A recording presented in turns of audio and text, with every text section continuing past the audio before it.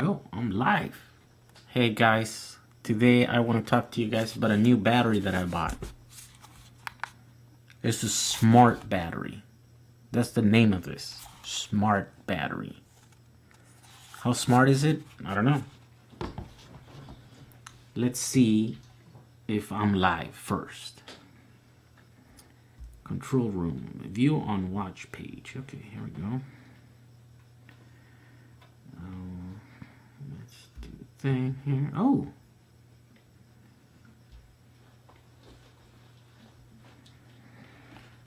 Oh, so I'm not in focus. There we go. I should be in focus now.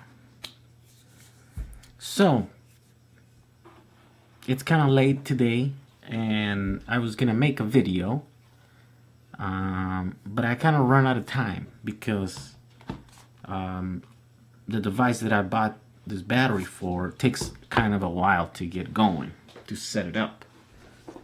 Here we go. I finally did manage to set it up. It's right here. But by the time that I finished, it was too late to go outside and try it, right? I mean, I guess you could fly it in the dark, but not, the first time. Definitely not going to do it on the first time.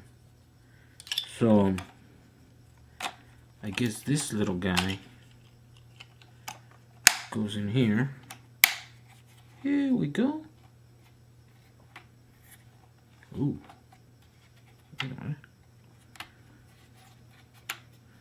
This is so that this gimbal doesn't, doesn't get damaged during transit and stuff. So, anyways, the interesting thing is this battery here. I mean, this is interesting too, in many levels for me. From this tiny little 4K camera with a stabilized gimbal, it's pretty interesting. But of course, this is interesting.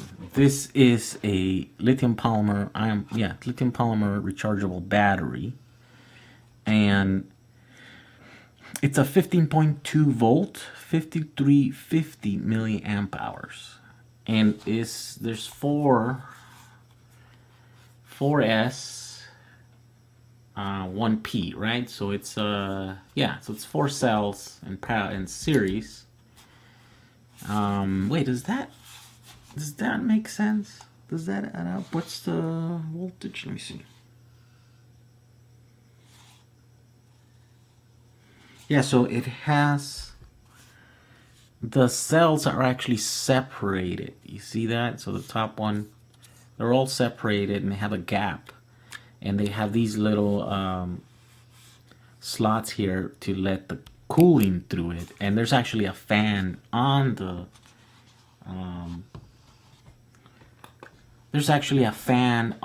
drone that is kind of always on. As soon as you turn it on, it's just let's see if we can see it here. Is it here? Let's see. Oh, it's funny, I don't see it on the sides. There's a fan, definitely, when you turn it on. In fact, let's turn it on.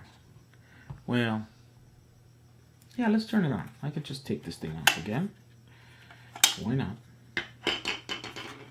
You guys can hear it. So, one. You hear it?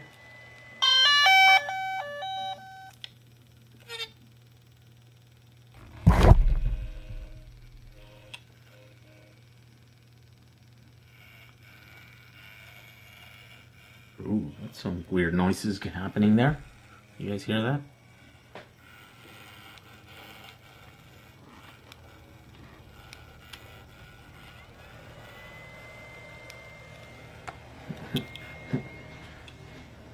Anyways, guys, I guess there's some of you watching this now. How come I don't see I guess no one's chatting, I guess? Is that what's happening here? I'll start the chat. I guess not super creative, I guess, but anyways, you guys hear that fan? Yeah. that fan always runs. While I was setting it up, this thing wasn't doing anything other than just, running through the software and connecting it and setting the my account. Oh, what's going on here? Why is this making all those noises? Anyways, it ran through the battery, at least 25% of the battery just sitting there. And, when I took it down after like a half hour to 45 minutes, like the battery was hot. Like it was enough energy being sucked out of the battery just sitting as is right here. Which is kind of incredible. I'm like, why does it use so much energy? I guess everything is being powered. There's like a bunch of radios, right? And they're pretty powerful radios. They go up to 3 miles, I think. And then there's this gimbal, and then there's the camera, and then there's the motors, and then there's the tons of radios in here. There's a bunch of cameras. Right? Where's this camera? So there's cameras on the bottom here, and there's cameras in the front here. I guess there's a lot of stuff going on here. Let's turn this guy off. I'm gonna fly it tomorrow for the very first time. And that's another reason why I ran out of light today, because I had to charge that battery, and it took like an hour and a half. It was pretty low when I got it. So anyways, smart battery. Now I regret not getting an extra one, because I have a feeling that I'm going to take it tomorrow, fly it, and then blink of an eye, it's going to be like, oh, it's dead. Now I only have one. I got to go charge it, and there's a show tomorrow that I want to go to. And so definitely, I think I'm going to regret not ordering one from the get-go. But let's see what you guys saying. Good morning from Ireland. Good morning. I'm actually getting ready to go to bed here, but you guys are just getting up in Ireland. All right. Good evening, Electrolead. All right. Cameron Woods, welcome. All right. Jorley. Oh man, I'm not gonna be able to pronounce your name. And Chalstudgi, hi from Peru. All right. How come you have that name from Peru? Doesn't sound like a Peruvian name. Sven, nice quad. Where's your power wall? The power wall is at that place. I don't know if you saw my last video that I uploaded. It was today. Earlier today I uploaded a video. It's still in the shop where I used to be at, that now my brother is occupying, and it's still there. I need to go get it. I'm gonna put it in that wall here. But there's also gonna be a bunch of like shelves and stuff, because I gotta make this room my room. This is where I'm gonna shoot a bunch of videos, and kind of this is where the magic's gonna happen. And right color, that's not my doing. There's not enough light in here, so I gotta put some lights in here so that all this junk over here, other than those two speakers there, they're not mine, and so I think it's gonna take a while for me to transform this thing, but eventually the power wall is gonna go right there, and that's where the experiments are gonna happen. I'm gonna have probably, the computers are here. I'm gonna be like, experimenting. Hi, I'm from Russia. Roman. All right. Can you answer my recent questions I posted in your comments? Ooh, I'm sorry, Chris. I don't know which your questions are. I receive over 100 comments a day in this channel, so it's hard to keep track. And I try to answer all of them, but obviously sometimes I read some and I'm like, oh, I gotta think about that one. And so then I skip them and I just go to the easier ones, so that I can just get through the more of them rather than less of them. You know what I mean? Eventually, if it's interesting enough, maybe we can do a video about it one day. Um, I would like to know the answer on welding versus soldering on 18650s. Okay, yeah, I saw that one, and I'm thinking like, I wonder how I can answer that question. I don't know that there is. I don't know if it was you, but someone asked about that and to check the capacity. They want to see what impact it would have on capacity of the cells. To me, it doesn't. There's nothing from that I can see that leads me to believe that there's any impact on capacity on the cells when you solder them as opposed to welding them or whatever. The reason why people say that soldering them is not good is of course because well, you heat the cell, and you would if you're trying to like solder a big giant piece of copper or something going through there. You're gonna have to like actually put the heat there for long, right? In my case, because I'm soldering a tiny little piece of like wire through it, it's actually very minimal heat that you put in there, and it's quite easy. The other reason why people say that soldering is really bad for them is because the negative side of the casing here. Do I have one that's open? I think I do. It's really close to the positive side. Let me see. Oh yeah, here's one. Well, I actually cover this one for that reason, because the two are really close to each other, and so the only thing separating them, it's a plastic seal, and so that's a thin piece of plastic that separates them, and so if you put a lot of heat in the cathode here, then there is a chance that you degrade the integrity of that little piece of plastic. It'll start melting, and so if you kind of melt that piece of plastic, then that's the only barrier separating the negative and the positive sides of these batteries. And so if that happens, then you can potentially short out the cell because you're doing it. And so again, that is a possibility, and that is the reason why people I think they advise against it.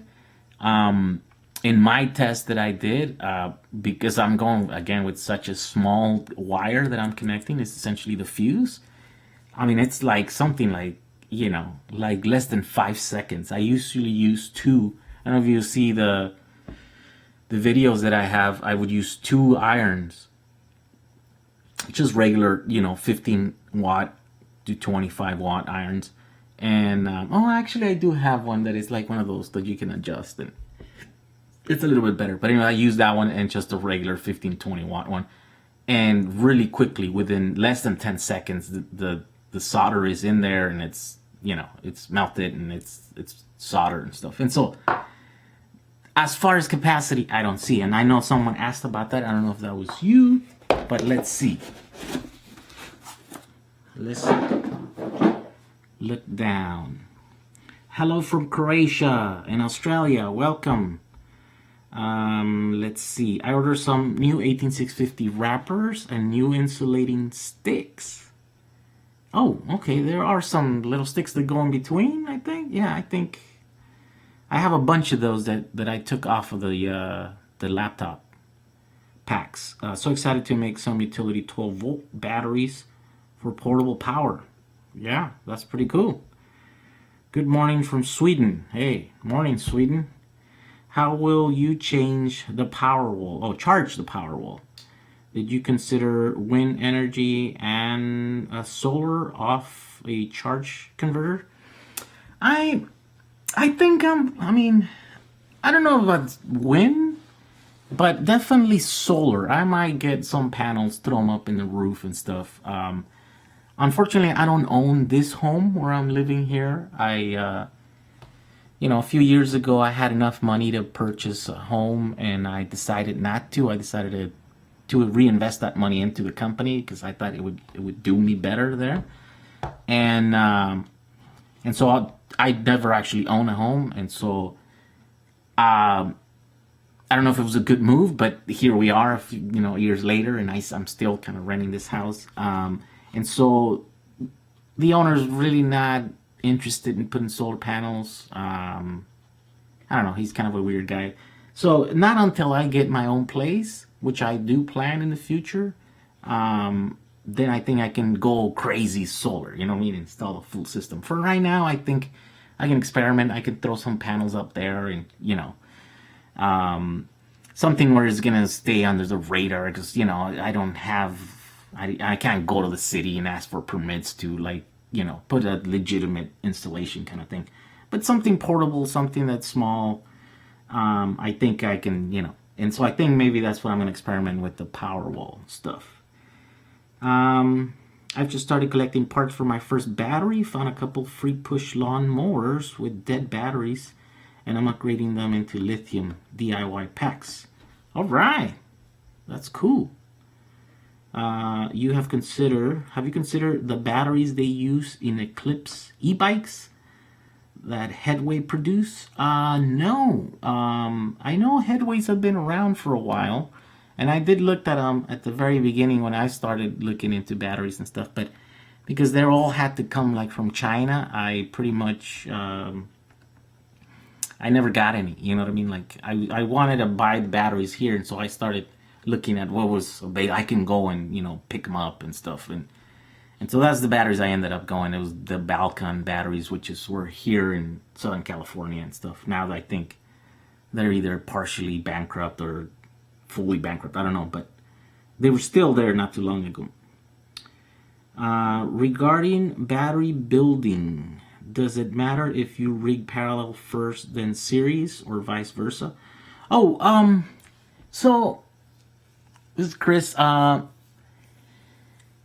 mean, ideally you want to put all of your cells parallel first, right? Okay, look. So you want to make a bunch of like this, right? So if you want to make a 12-volt battery, you would get 3 of these modules. And then that way you basically just have to manage 3 groups of cells. This is one group. You just have to make sure this is the right voltage in comparison to the other 2 groups. That's ideally. I know it doesn't always work that way, and so you might have to do like, smaller groups of 3 in series, and 20 in parallel, and then you have another, and that's exactly how I have it in the Samba. So in the Samba, I have my modules are 15 cells in series, 22 in parallel, and then I have 2 of those modules in series, right? So it's, if you look at it, it's 30 cells in series to make 126 volts fully charged, and then 22 in parallel. So that's only about 55 amp hours. And so then I have 4 of those modules like that. And so, yeah, they're 4 individual strings of batteries that are parallel at the very end. But see, then now you have more groups of cells to manage. Like one of those groups maybe could go bad, out of balance or something, and it's you wouldn't know. Like you have to check on which string it is. You know what I mean? So then it becomes more like more elaborate. There's just more stuff that you have to keep track and whether it's you personally or if it's a piece of software or hardware that it is, like a BMS and stuff. So if you do a bunch of strings, you're gonna have to use a bunch of BMS systems. And if it's just you, then there's a lot more groups. Ideally, all your cells should be parallel first, and then you string them in series. Of course, that doesn't always work out that way. Whoa, what's going on? Hey, room, what's up? What about the room? I mean stickers. Oh, what? Are you guys having a conversation that I'm not in? Okay, I wonder, Ben Anderson says, I wonder why this video started in the middle of a sentence and then it realized it was live. Oh yeah, it's live. I started showing you guys with the smart battery.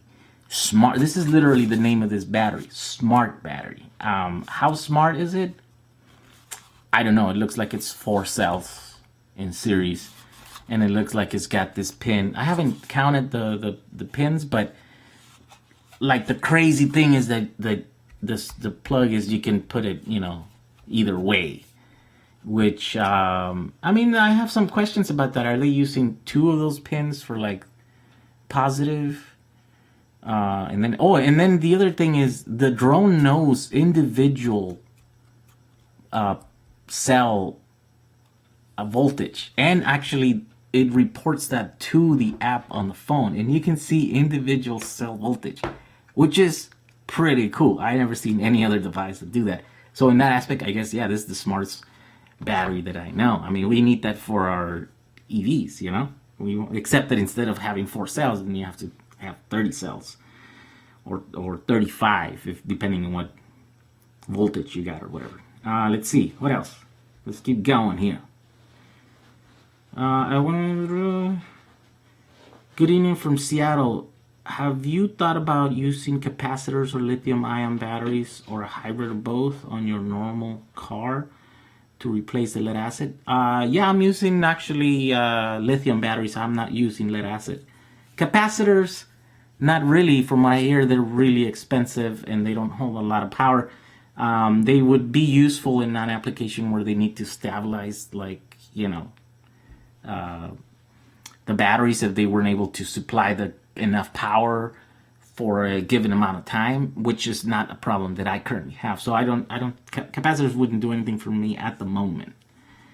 So no, but yeah, lithium, that's what I'm using. I'm using 2 types of lithium cobalt oxide, and I'm using lithium iron phosphate, both in the same battery, in the same vehicle, just connected parallel. 35 cells of lithium iron phosphate because it's lower voltage, 3.3, and 30 cells in series for lithium cobalt oxide. They're both fully charged. In fact, I'm charging the Samba right now. Once it reaches 126.5 volts, then the charger cuts it off, and at that point, every cell from every chemistry, from both of those chemistries, should be around, lithium cobalt oxide 4.2, and lithium iron phosphate is about 3.6 volts. And of course, those are a little bit all over the place. They're some slightly higher, some slightly lower, because they are, of course, bottom balance.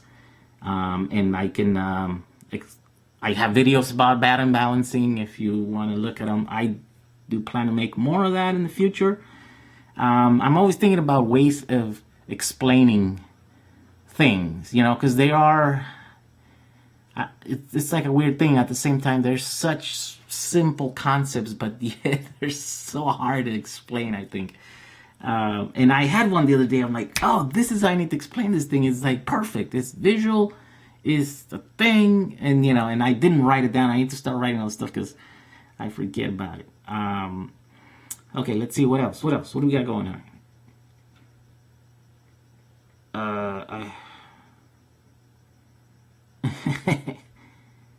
That's a great point.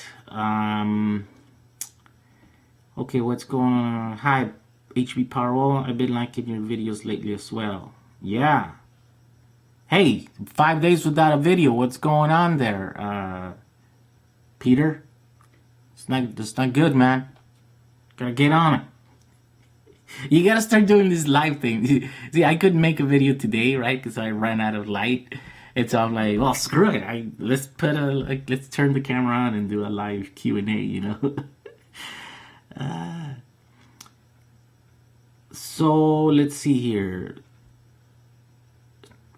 So I was refurbing 18650s. Last live stream I mentioned to you I was looking for wraps for 18650. Oh yeah.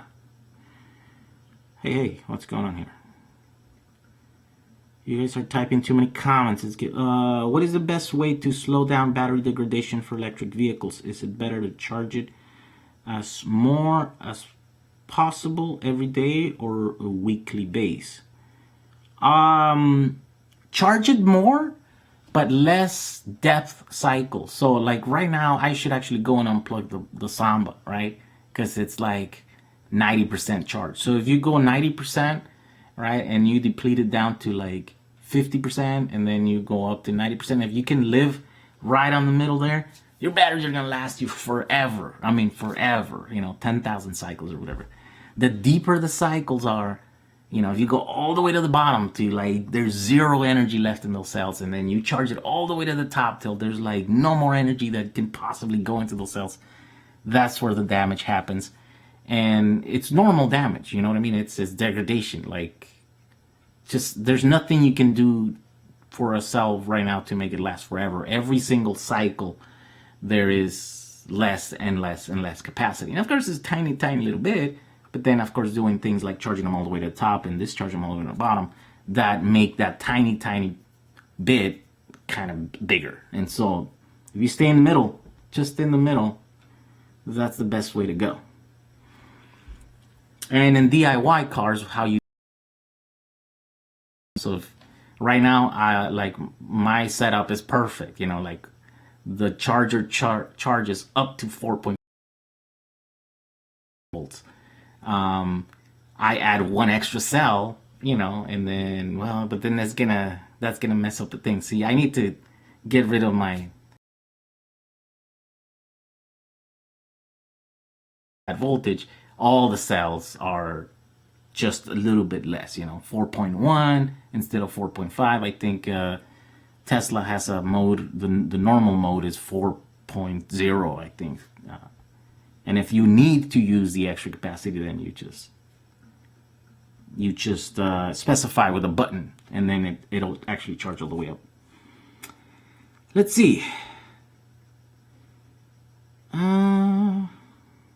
I found them at Ilium.com, and I got insulating stickers, so I don't show the positive and the negative. Yeah, that's also needed. VX, good morning from Germany. This is the best stream for a Sunday breakfast. All right, it's Sunday in Germany, huh? Chris, also, how do you say your first name? Oh, my first name, no, it's Jehu. I mean, that's how I pronounce it. There's debate. It's a Jewish name, but it's like an old Jewish name, so I think even Jews debate as to how to pronounce it. Some pronounce it Yehu, some pronounce it Yehu. I just grew up pronouncing it Jehu, so that's how I pronounce it. But I answer to John, Jack, Jake. People just have the hardest time getting their head around that name. It's just such a weird thing. James Torres, never heard of bottom balance. I'm gonna take a guess, and it's about capacity, not voltage. No, it's about voltage. It's about balancing the cells so they're all the same voltage at the very bottom of their charge curve. There's a lot of reasons why you would want to do that, as opposed to top balance that a lot of the automated systems do. A lot of all the BMS systems, they choose top balance. And so, yeah, just look it up. Look at some of my other videos. I don't have the perfect video to explain bottom balance yet, but one day, one day I'm gonna explain it. I'll sort it out and do a live sometime this week. All right, we're waiting. Jay, love your vids. Have you been able to get your charger working? Which if you're asking about the DIY charger, no, I haven't even touched it. Right now, it's some shelf in some warehouse where I used to be at, and I haven't brought it here even. Who knows when I'm gonna have time to work on that? But hopefully soon. Okay, we will. Also, can you charge in public level 2 stations? Yes, I can. I mean, currently I can't because I don't have the tiny little $10 little chip that does the communication between back and forth, because the charger that I was gonna use permanently on the Samba had it built in, and so I was like, well, I don't need to buy it. But now that I have the Elcon, then it needs it, and because everything's temporary, everything's floating around, I never even installed. You know, my charger actually now for the past few months lives here in my garage, and I just charge it, plug it in, and actually I never charge on the go. Like it's just, I don't know. It just never works out. You know what I mean? Like, and I have 150 miles, and I only charge like once a month because I don't go that far. So no, it just doesn't work out for me. But yeah, I have the capability if I buy the $10 chip and connect it. I just haven't because I haven't really needed it. Hello from Romania. Ooh, welcome Romania. Good day from Australia. Good day? Good day, mate. Peter, how many kilowatt hours are you going to have in your pack? Who are you asking? You're asking someone else, right? And Australia, 5 p.m. 5 p.m. Is it better to have higher voltage or more amp hours on homemade battery packs? It all depends what you're doing, and usually the higher power is better because then it's easier on the components. Like current, you know, like large amounts of current require like big hardware. You know what I mean? Like if you're gonna be pulling 1,000 amps, for example, then you need like just beefy cables and big bolts like strapping down those cables and the lugs and like big switches. Like 1,000 amp IGBT is a big giant thing. But if you just go higher voltage, you can actually work around the same amount of energy. It's just like higher voltage, less amperage, so then everything can become smaller, the cables can become smaller. It's the same amount of power. I mean, it's the same amount of energy, it's just less power. And so depends, I think, and usually in applications, it's if you can go higher voltage, it's actually better to go higher voltage.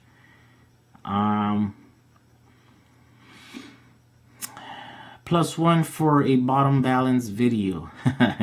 Yes, another one. You mean another video? Because I do have some, but it's not perfect. My top video requests bottom balancing and how to rig your setup to use public charging stations. Oh, okay. Yeah, those are fairly simple. And 3 motor controller settings. Oh yeah, I mean, I don't know about motor controller settings. I actually don't even have a device to change mine. And I never really needed, because I'm not running a performance vehicle, so I don't really have a need to do that. But there is a thing, and I did mess with it for a little bit on once, but I don't just usually do it. Garcia, what is your name? It can't be Jehu. You're Mexican, right? Yeah, I'm Mexican, but my parents were religious, so they named us all old, biblical names. Gabriel, Jehu, Saul, Nathan. It's just all weird Jewish names. You know what I mean? That whatever. Now it doesn't matter, but back in the days it used to cause a lot of trouble because in Mexico, if you're not Catholic and if you don't have a Catholic name, that's a big deal, right? But now it doesn't matter now. So yeah, and my name is Jehu. It's an old Jewish king from the Israelites. You need to schedule one of these live chats so we can catch it. Normally I would be up this early. Oh, well, good thing you're up this early, young seal. Craigslist, Edison, nickel, iron, oh man, versus lithium iron phosphate or lithium ion for Powerwall. Why are Edison's so expensive? I'm not familiar with those cells. Ooh, I lost my place here. Oh, here we go. Yeah, my guess is that they're probably weird and they're rare and there's low production of those cells, so then that's why they're a lot more expensive. As opposed to 18650 and lithium iron, lithium coal oxides, right, which they can be found forever or anywhere, and they've been manufacturing them for ever. So those are going to be cheaper. And now that, you know, Tesla is going to put their gigafactory here in the US, they're going to be even producing more numbers. Although they're going to be producing a slight variation of the 18650. It's not going to be an 18650 anymore.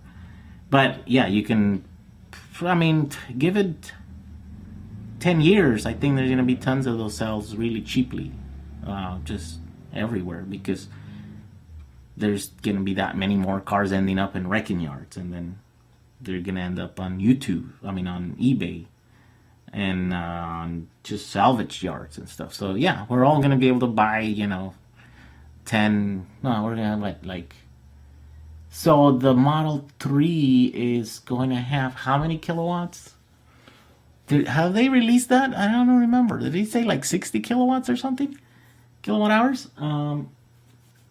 Yeah, so 60 kilowatt hours, you'd be able to buy them, for, I don't know, $3,000 or something. Just because there are going to be so many of them.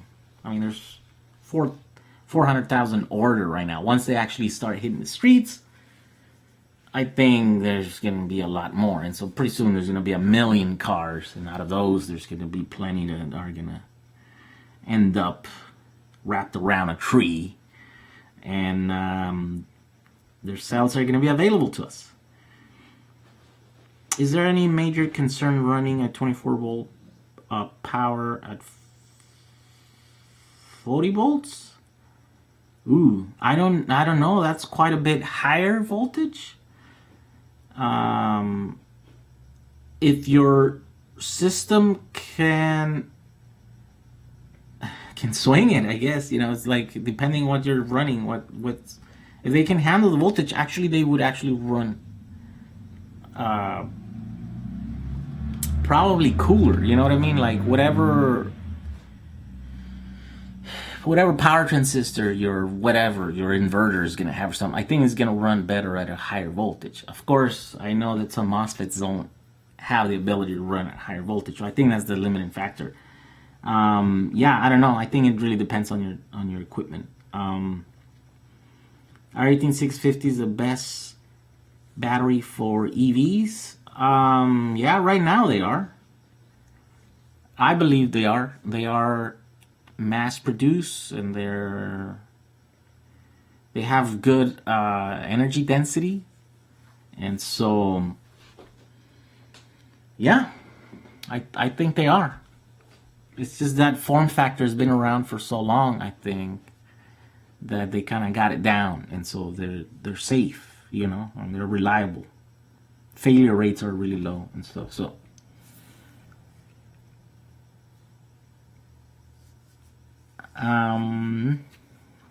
let's see. Hi, do you think it's possible to earn money by selling harvested 18650 cells?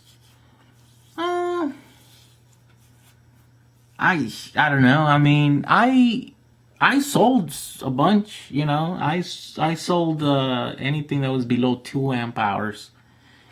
I used to put them on eBay, and some guy was buying them for $1 each.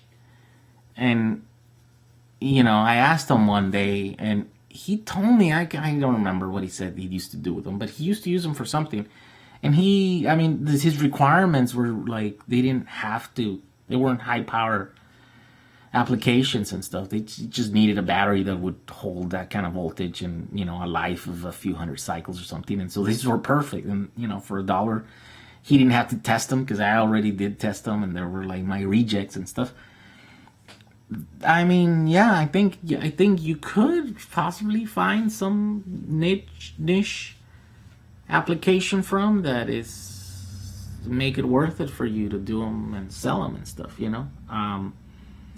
I stopped doing it. I don't know. I just, that wasn't my thing that I wanted to do. That was just for me to get rid of the extra cells that I wasn't going to use. So yeah. Ben Anderson, 60 or 65, I believe, for the Model 3. Okay. Yeah. That makes sense. It's that's a good battery size. I feel cool about my 44 kilowatt hours on my Samba, right? But that's no 60. Does your 18650 have bigger capacity? Does 18650 have bigger capacity? Then what? Yeah, I mean, they have capacity. Yeah, their energy density is actually pretty good, and that's usually measured in watt hours per unit of like space volume or unit of like or weight or whatever. And I think it does pretty good on that. Of course, they're not the most dense cells in the market or chemistries that are there. There are others that are better, but obviously they are not mass produced. So they're, I think, the best mass produced cells right now. You can build your own battery that looks like anything, that looks like this, that is, whatever. But it requires a lot of research and a lot of investment in machinery to make your own cell. And so, like, why do that when there's already a whole industry that has been doing that for the last 20 years? And so that's what Elon did, you know what I mean? Like, he just got a cell that was good, and it had huge investment from the laptop, the industry, you know what I mean? The personal computer industry. They've been doing, they've been spending billions of dollars, I think, in research and development, and then like just getting the manufacturing down, to make a safe product. You gotta think about it. These cells are made for laptops. They're a personal computing device that sits on your lap, so they're pretty safe. And it, don't listen to those people out there that they're so dangerous. They can be dangerous. And here's an example that I keep going back to. Is like, people say like, is a 18650 dangerous, and that's like a really complex question to answer. It's like the same thing as saying, is a car dangerous? Well, it can be dangerous, and it could also be safe enough for all of us, most of us, to ride on them. But it's like, it really depends on the use that you're going to give it to, right? Like, is a car dangerous if you crash it up against a concrete wall going 100 miles an hour? It's like, pretty sure it's going to kill you. It's like, what was 100% chances you're not going to survive an impact at 100 miles an hour against a concrete wall? And so in that context, yeah, a car is the most dangerous thing in the world, is the most lethal thing. But, you just lower the speed, like, will you have 100% chance of dying if it's at 50 miles an hour and you strike a concrete wall? Well, then, I don't know, you might have, 80% chance of dying, you lower it down to 30, and all of a sudden your chances of survival really go up. It's the same thing with batteries. It's like, how are you going to use them? Are you going to abuse them? You're going to, yeah, they're going to be dangerous. Put 30 amps, 50 volts into a single cell. 100% chance that thing's going to blow up and there might be a fire. Might be a fire. Because, by the way, I've seen videos where they try to do it and they can't get the cell to actually spew fire. They just vent and they puff up and they get hot and stuff. So yeah, it's kind of an interesting thing, our view on some of these things, and so gotta figure out how to kind of explain that. Let's see here. I tried to ask you this before, but the connection was not good. So, do you think that it's safe for store lithium-ion 18650 batteries near magnets? I remember some saying because they contain iron. I have no idea. Yeah, I never actually read anything about that, and I wouldn't know what a magnetic field would do to the internals of an 18650. Yeah, sorry. Can you send me a link for your videos? Spanish, please. I tried made in Colombia. Here's the thing, like, I want to become a YouTuber, right? Successful YouTuber. And I've been doing a lot of research as to what it takes to kind of break through the noise and stuff. And it turns out, it's really hard to stand out in English because there's most of the creators are probably in English. There's so many of them. And so any other language, it's like so easy because the competition just is like so much lower. So much that like Spanish is perfect. I'm fluent in Spanish, and the Spanish world is so big, but yet it doesn't rival the amount of channels as in English. So the audience wanting to content in Spanish is there, while the content creators are not quite there yet. So perfect. If I start my channel in Spanish, I think I would just kill it. It would grow probably faster, twice as fast as my English channel, right? And so I kind of need to do it. I need to do it. I am fluent in Spanish. Here's the other thing. It turns out that YouTube serves the videos where the user uploads it, right? And so, like here, all my videos are being served primarily here in the States. And then, some of them, they're served like everywhere in the world, because there's obviously from all over the world here, right? But primarily, they like to serve them in the same region. And so, it's harder to like gain a huge audience somewhere else than where you live, right? Because they're not served as at the same rate. But if I upload videos in Spanish from here, from the States, then they're gonna be served here mostly.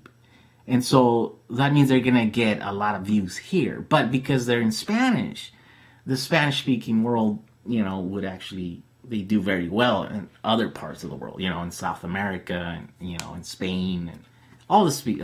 And so I think it's just like a no-brainer. I just need to start doing them in Spanish. And so they're coming. Who's the one that asked here? Yeah, one of these days I'll just stop saying that I need to do it and actually get do it. Fitzgerald, Duarte, they're coming. It's just, I don't know how soon they're gonna be, let's see.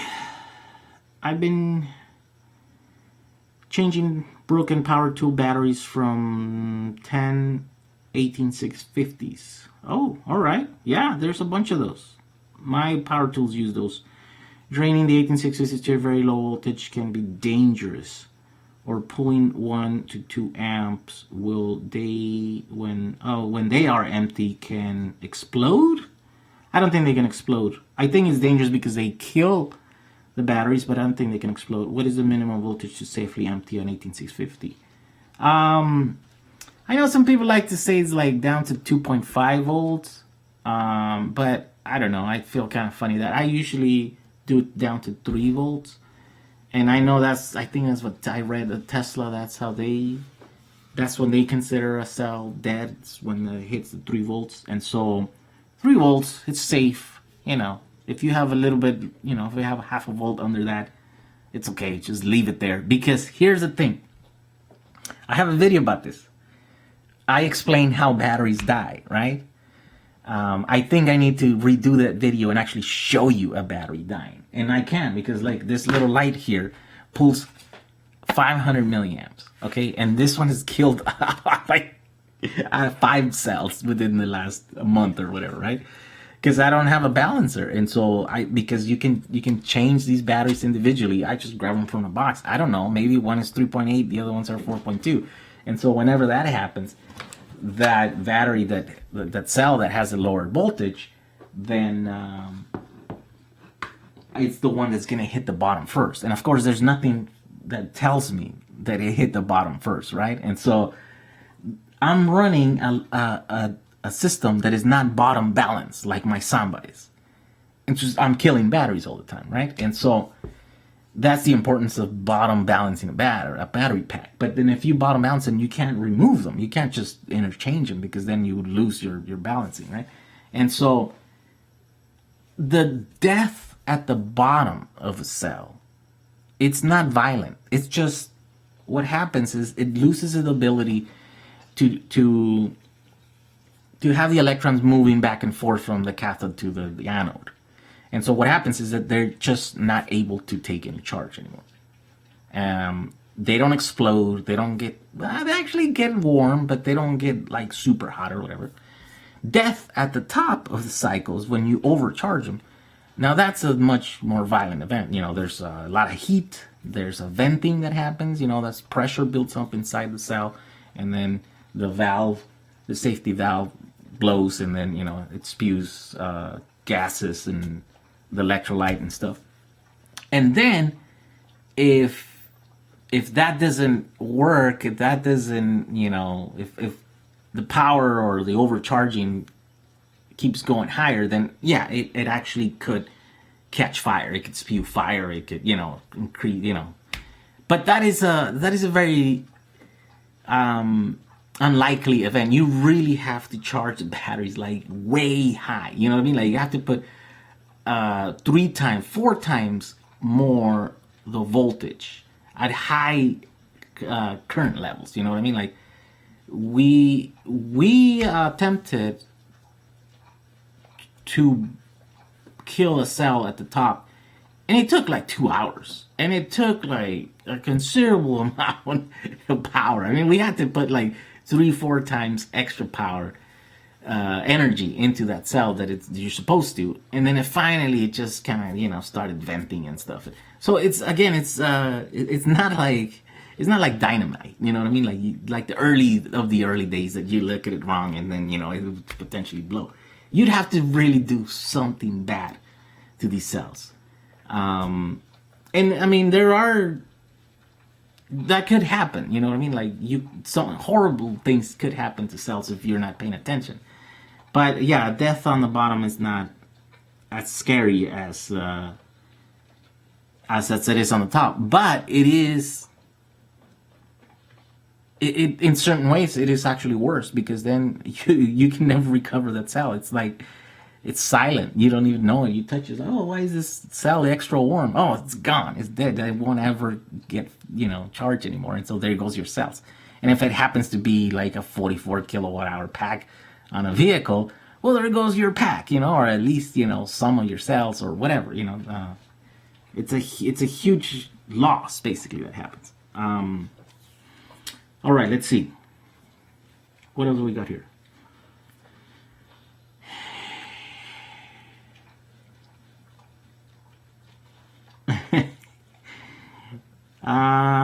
Let's see. Let's find another good question here.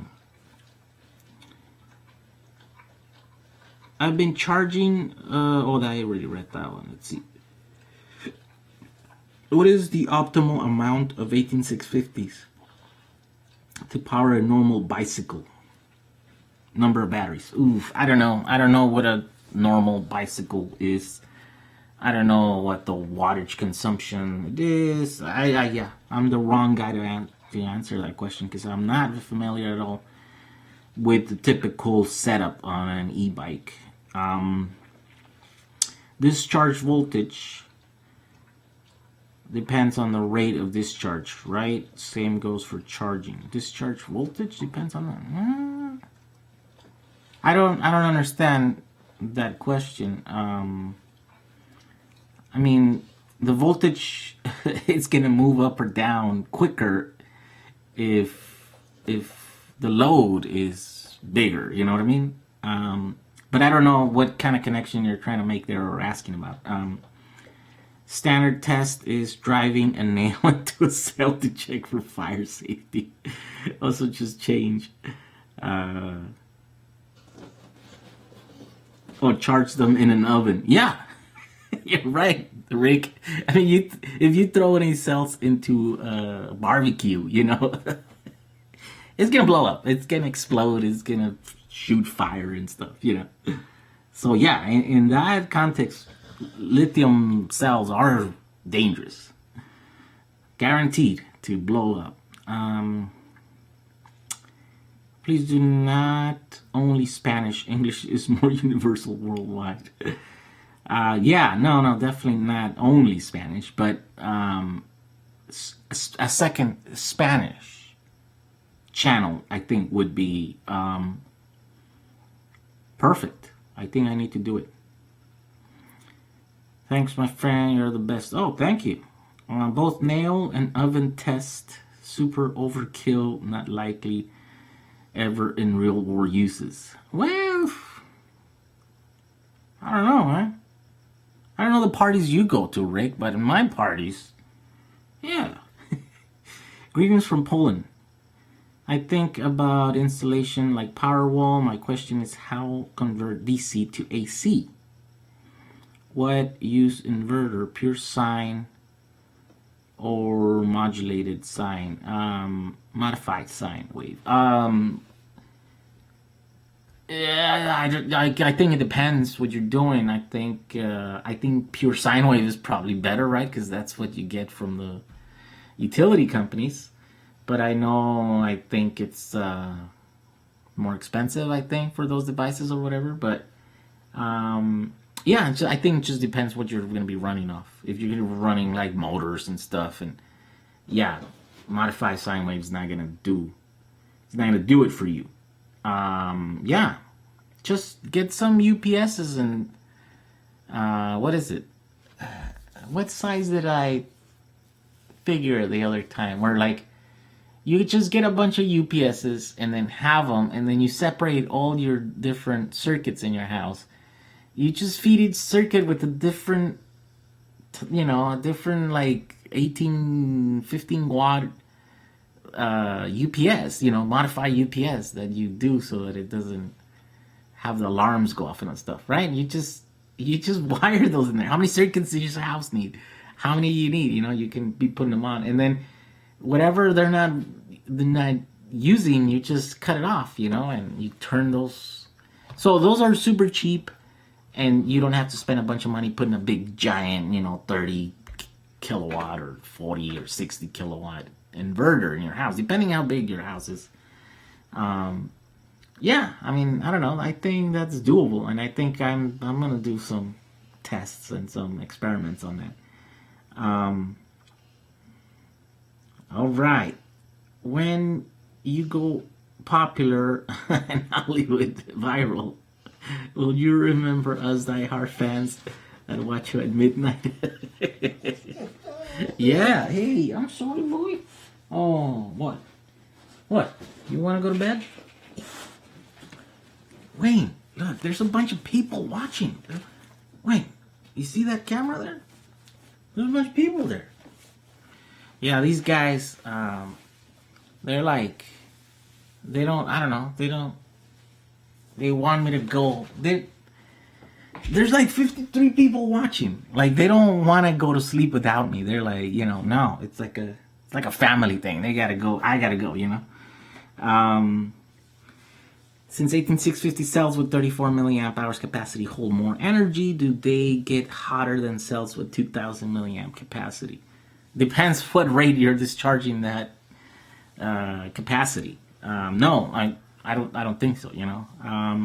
I think, let's see, at any given rate, I'd say they actually run cooler. So, for example, if you're running 2 amps off of each one of those cells, well, it's gonna be, yeah, the 2000 milliamp hour cell is gonna be working harder than the 3400 milliamp, right? Because the 3400 milliamp, it's gonna be almost like half, or 0.6 C or whatever, right? Where the other cell is gonna be at 1 C. So it's a higher rate of discharge for that capacity. But obviously, it also depends on the chemistry. I think, like lipos, this thing is probably capable of, 100 amps. Even though it's just a 5 amp hour cell, 5300.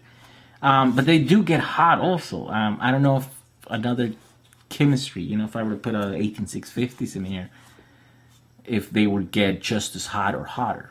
I don't know. This thing has vents, and it gets hot just at idling there. So, I don't know. I think the higher capacity cells would actually work less hard at any given rate.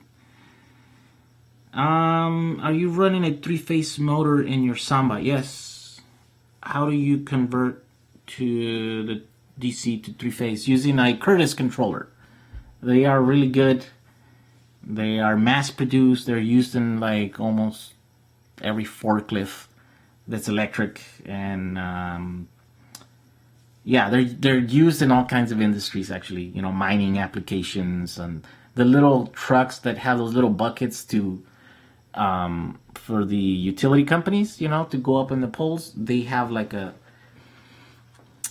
hydraulic system that sometimes has the same motor that I have in the same controller. And so, yeah, Curtis controllers.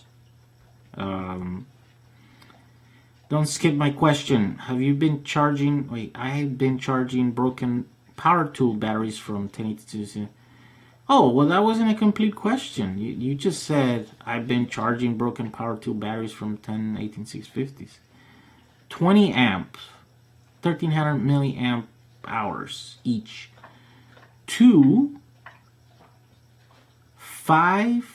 Wait. What? Okay, so 5 series. 1 parallel LiPo, 80 amps.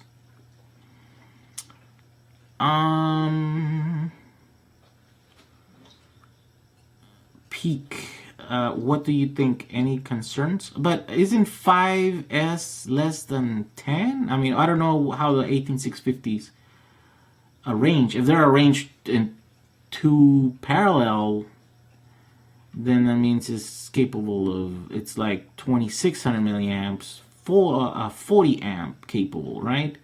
And so now you're going 5, 1P, 80. No, I mean, that's equivalent. I think, yeah, the LiPos can actually do more power. And it's 2200 milliamps. You actually lose a little bit of amperage, capacity. Where the 18650s were 2600 milliamps, you're only using 2200 milliamps. No concerns. I think it's just your drill will just have more power, but it'll last less. You know what I mean? It'll be done 400 milliamps before the other ones would.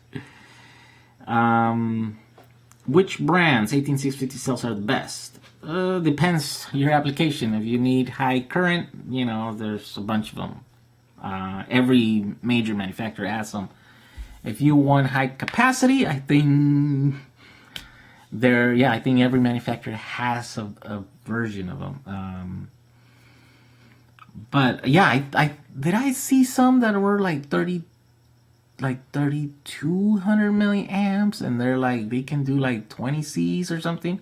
Now that's like high capacity and high current, I saw one model and then I was like, whoa, that's a cool cell right there. It's like, gives you best of both worlds. Samsung 25Rs, great cell. Rick, what does that one do? What's the capacity and what's the power levels that it can deliver? Great, I will buy Panasonic.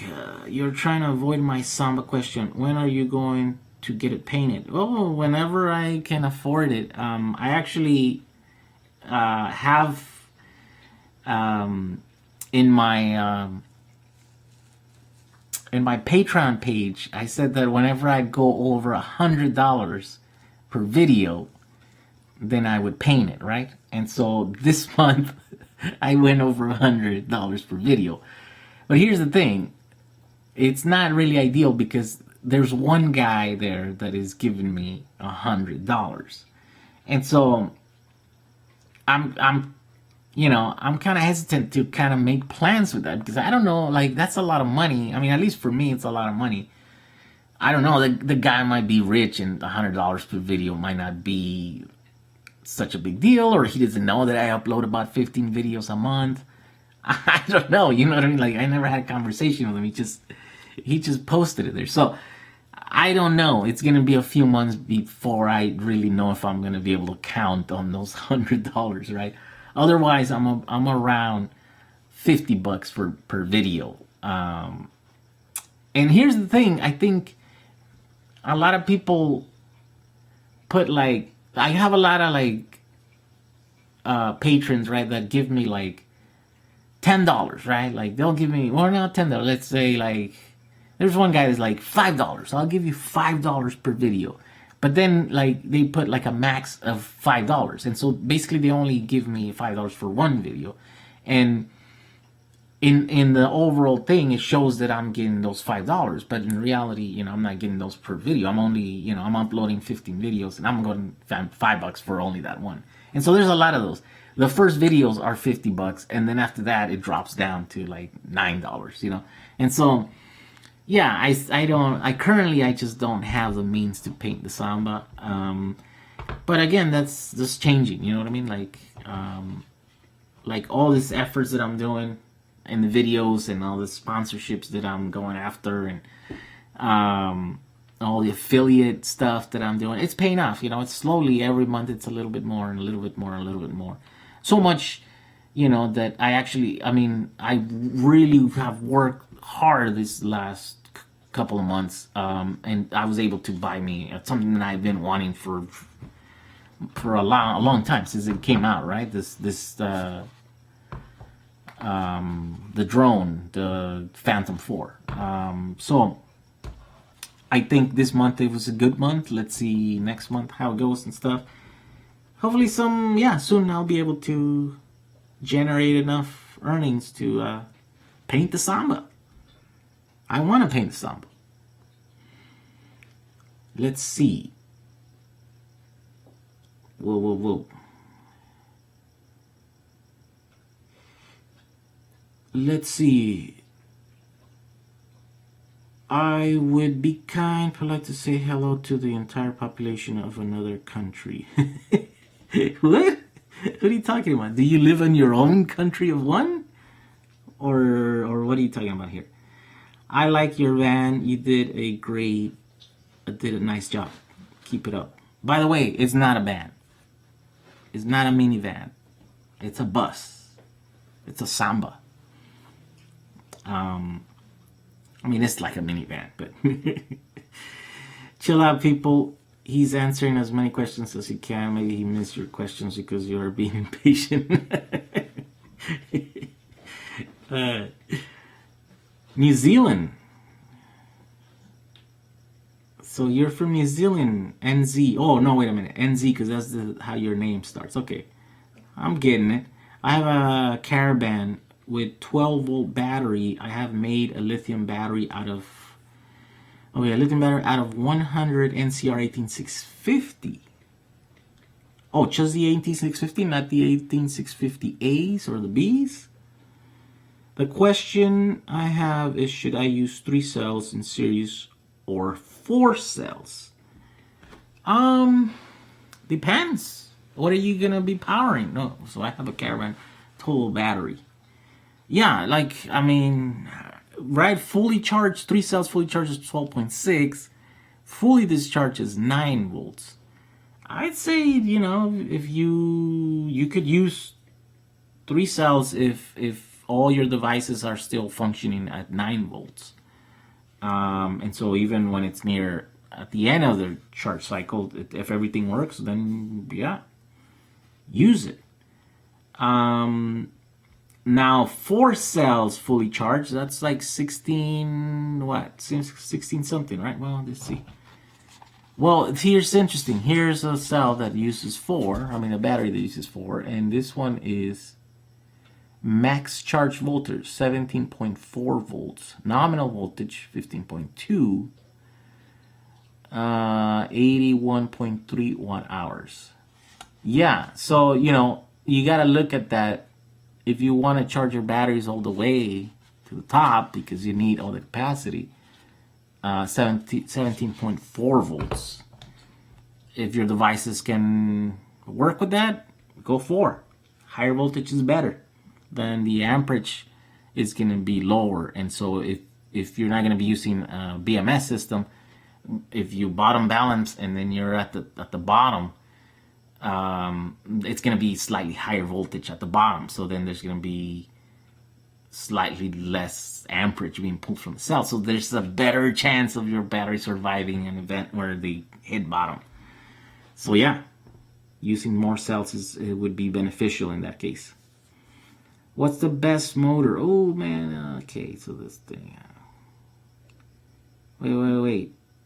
Where was I? Oh man. I lost my place here. How many kilowatt motor can you control with the Curtis controller? I think that's nominal. It's like peak. It's like 80. Is it 80? 80 kilowatt nominal peak. Nominal, I think, is 67 or something like that. Yeah, it's maxes out at 600 amps, 130 volts. At least for the model that I have. There's another model that has higher voltage, then it's got lower amperage, 500 amps. But they use MOSFET, so I think that's why they can't go like super high, like 300 volt levels. So that's the only bad thing about the Curtis. Other than that, they're great. Great. Samsung 25R, costly for low current. Sorry, Samba. Aloha from Hawaii. Hey, modern off-grid guy. You live in paradise, huh? Yeah. Might have to visit you one of these days. Always wanted to get a surf. To go surf in the breaks in Hawaii. Yeah, me too. I don't know how to surf, but I just want to go to Hawaii all the time. I've been to all islands except Maui. So I think I probably need to do that next time I go on a vacation. From Germany, Guten Morgen. Oh, Jehu, thanks for great videos that inspire me to build my own electric conversion. Now I'm enjoying my electric drive in my converted Prius in the city. All right, that's pretty cool. In Germany, yeah, you guys have it tough over there, right? You guys have a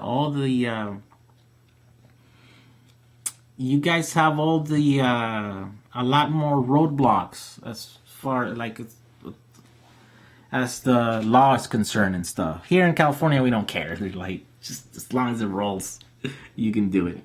Serious question. Why does your black sofa have like massive hole in it? It has a massive hole. No hole. What are you talking about? Does it look like a hole? That's Bruce right there. That's my dog. I don't know what you're talking about. Let's see. I picked up a Model S60 battery pack. All right. Already opened it up and pulled out the modules. I'm curious what you think each cell be worth. Woo, well, I mean, it depends. So I have a Tesla cell here too, right? Let's see. The one that I showed you guys.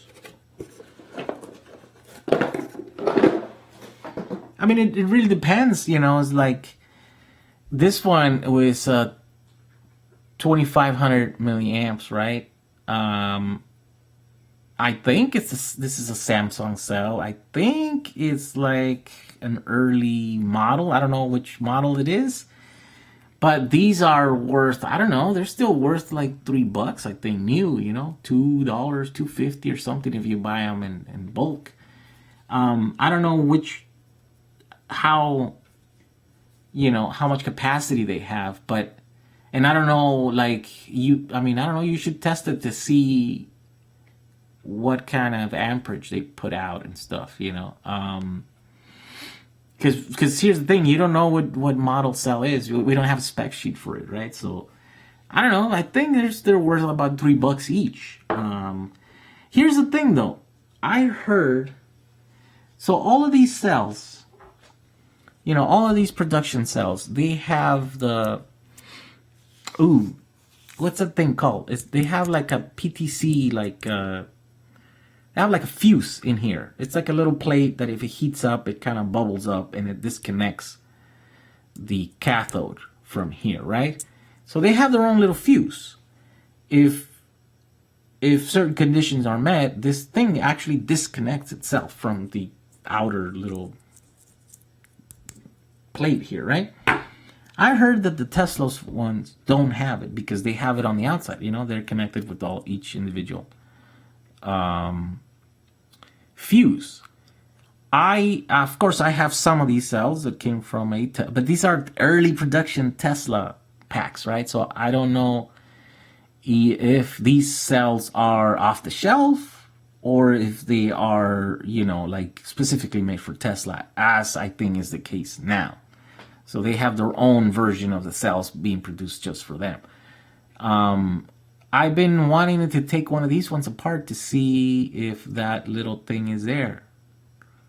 I mean, I kind of see it. I think I see it there. I don't know. So that'd be an interesting question for you if you know that you have a Model S cells. Here's a question for you. Make a video of showing us how easily those modules come apart. I've heard from a Tesla guy that they actually are epoxied still. These ones were virtually impossible to take apart. They have so much epoxy on them that, I mean, I think, you know, I try to remove them, you know, out of, you probably like, you have to ruin like every 5 out of, you know, 50% of the cells trying to remove them. And in fact, this one did not even, I wasn't able to remove it like without damaging. This thing is all bent up here and stuff, you know, but I have a few of these and they're essentially, you cannot take those modules apart. I wonder, I know that the Model S ones are, because I've seen people completely do it. Like there's someone that did a motorcycle and they redid their pack entirely from a module from a Model S. I just wonder how easy it is. Like if you can make a video showing us, like, you know, is it the tiny little bit of epoxy that you can rip it apart and it comes off? Or is it harder than that? What's he talking about? Let's see. A totally massive hole, huh? What? Jesus. A Model S pack? Sweet. Yeah. However, you know, those modules you don't want, send them my way. I can put them to use. Question, how can I get an 18650 that has dipped below the protection circuit to charge again?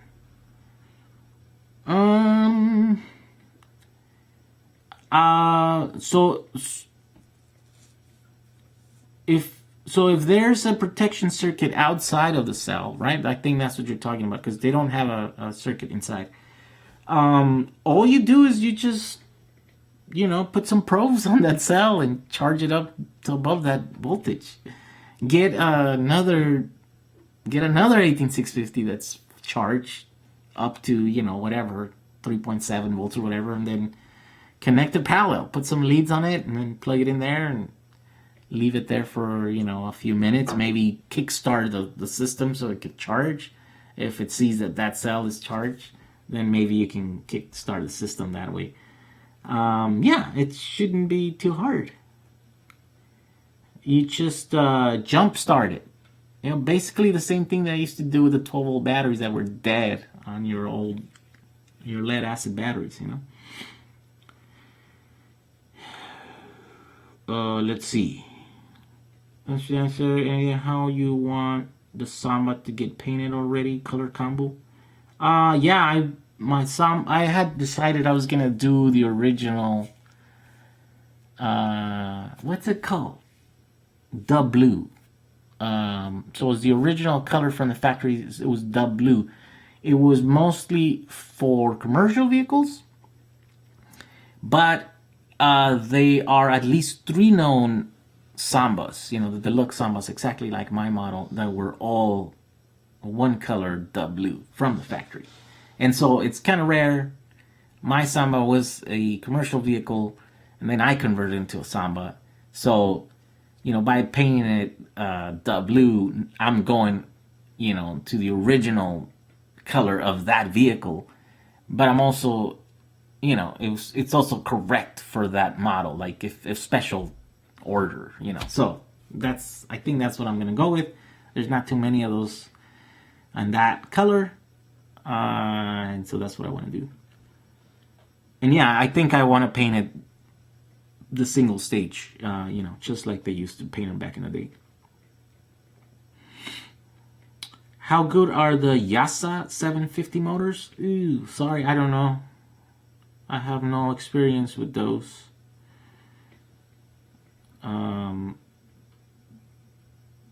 Let's see. Sorry, Bruce. Looked like a hole for me. Please don't take it personally. I think you're just a little bit ass dog. Yeah. He looks like a hole? It's weird. I can't see it in my thing here. Let's see. Oh, look at that. Look at that, guys. Let's see. You guys see this? Oh man, you guys can't read it. This camera sucks. Anyways, that is a reaction from HB Powerwall. That means Peter just got on Beam. Welcome. Welcome, Peter, to the Beam world. Let's see here. I would pay you to keep your Samba looking old and in shambles as a sleeper. It's a sleeper car that hides its secrets, but I'm broke, so paint it. Well, and here's the thing. The more I drive it the way it is, the more I like it. Like, it attracts a ton of attention, right? Already. I can't go anywhere without people, you know, waving me down, honking, saying hello, giving thumbs up and stuff, right? And it's cool, you know. I mean, that's cool. Everyone likes to, you know. It gets old though, you know. Like after a while, you're just like, I hear people honking. I don't even look that way because I don't, you know. It's like I gotta go somewhere, you know. I got somewhere to be. I can't talk to you. If I paint it, it's gonna be like 10 times worse. So yeah, there is that thing, you know what I mean. But there's also the thing where I go to the shows and, you know, I'm like, I have hundreds of conversations here on YouTube every day, you know, comments and stuff. And it's small. It's a small number, but it's big enough to like kind of eat at me. Like there is a group of people, number of people that like, that think I'm just a hack, you know what I mean? Like I'm not, you know, I'm not real. I'm not serious. I'm not. I mean, look at me. How many years I'm working on my Samba and I can't get it done. You know what I mean? And I mean, to a certain extent, I am kind of a hacker or whatever.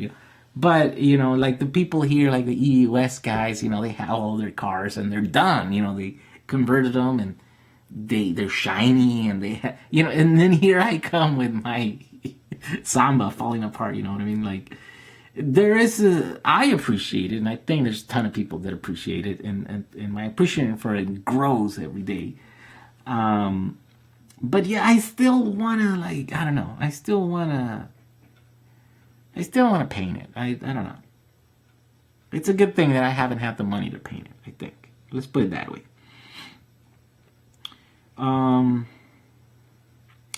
Do you know how much it's approximately going to be?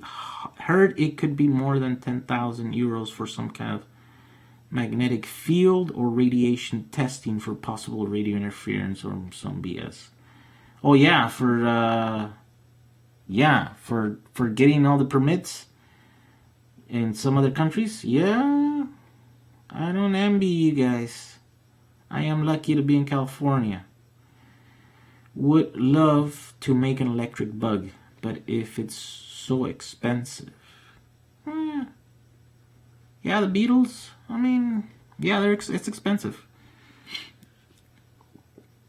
Alright, NC is out of here. Here's a video of one cell. Oh, let's check that out. Which one? Let's look at that video. I want to watch it. I realize it's not going to make great video, me watching a video, unless I could share it. See, I would have to share it with you guys. Oh, damn, what did I? Hold on, I deleted. Okay, so that's the one. Hey, what's going on here?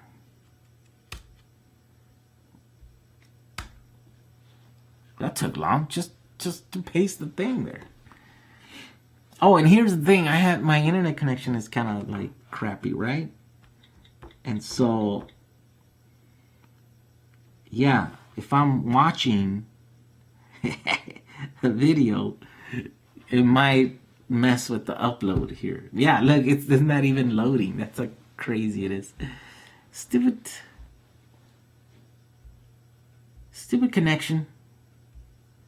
Oh, by the way, did I actually click on the thing?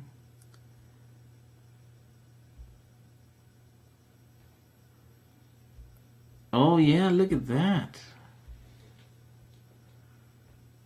I don't even know if I'm live. Am I live? Yeah, I mean this thing says I'm live, but the video here doesn't work. Okay.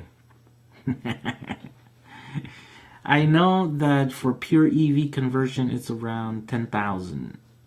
I've got an add-on system made from an 18650 eBay cells. Oh, there you go. So here we go. Let's see. Ooh, who's over there?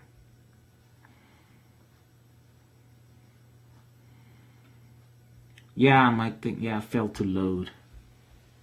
I wonder, maybe that link is not the right one, or...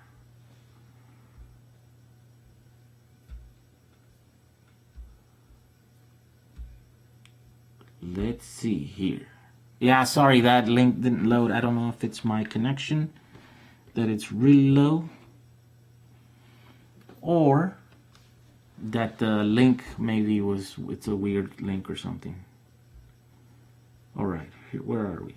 And in fact, it actually, yeah, I can't even see the live thing here. All right, someone from Japan is here. Oh, look, maybe it was my connection. Because now a bunch of questions all of a sudden just came in.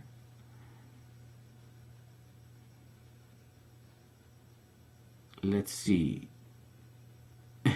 I'm not sure. All right, from the UK and more from Australia and Bangladesh. Wow.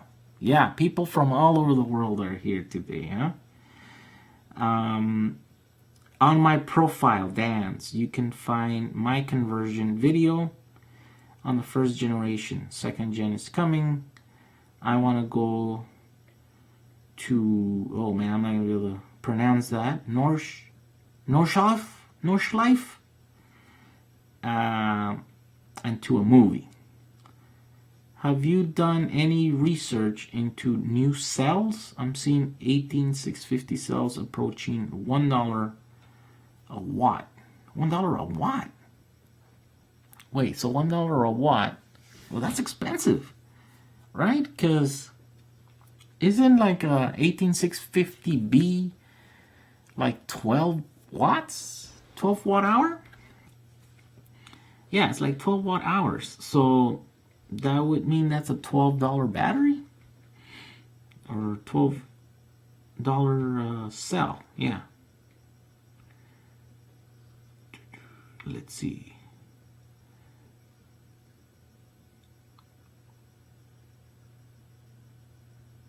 Wait, is this the same guy? Oh, this one? The Tenergy 3.2 volts, 130 amp hour. Also lithium iron phosphate. Okay. Wait, so what do you mean is $1 a watt? Does that make sense? Let's see if I can look it up. What does it look like? So is it the blue ones? Are these it? The blue ones?